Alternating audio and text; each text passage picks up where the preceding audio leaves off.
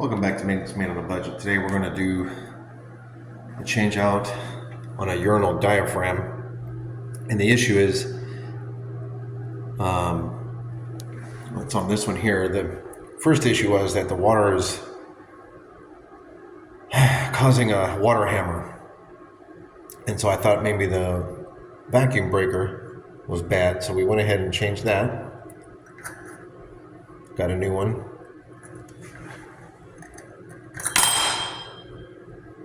And then it seemed to work for about a week, and then the problem came back again. So the problem is excessive vibration in the wall pipe when you flush. So normal flush. There you go. And what happened on the other one was maybe it needed to be adjusted. Not exactly sure. But what we're going to do is change the diaphragm. So first thing you do is on this, take this off.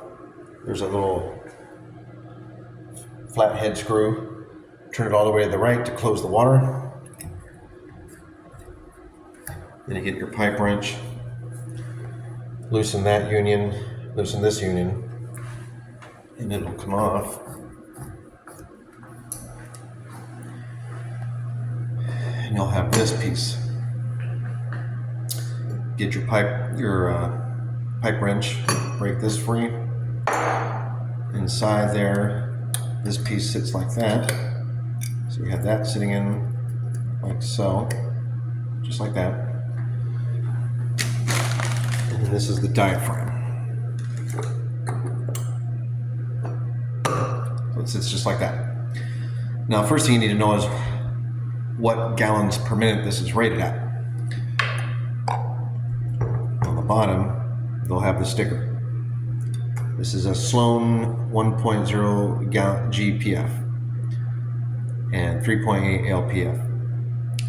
All right, so that's what you're going to look for when you order the part.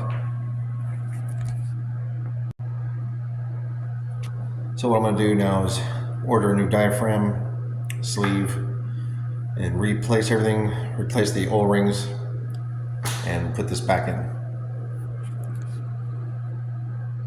Okay, so we have the new product, replacement, Sloan A42, and so that's going to go back in here.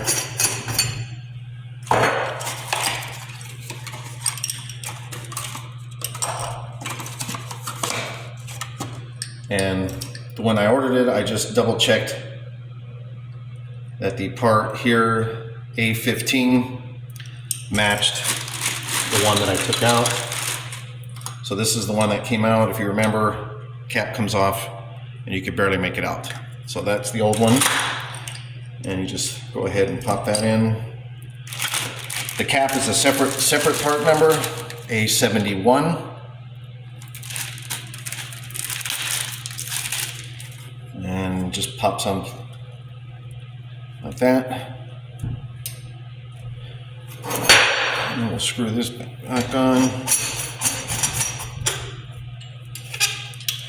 I forgot to get the O-rings, but I would suggest replacing the O-rings as well.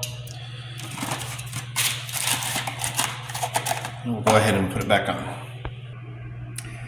All right, so I replaced the vacuum breaker, thinking that was the issue before, so we'll just put that back, gasket, and then you just get it back in there.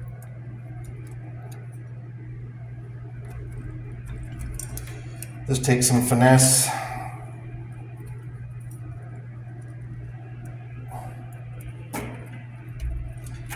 So what I'm going to do is kind of thread this to hold it a little bit.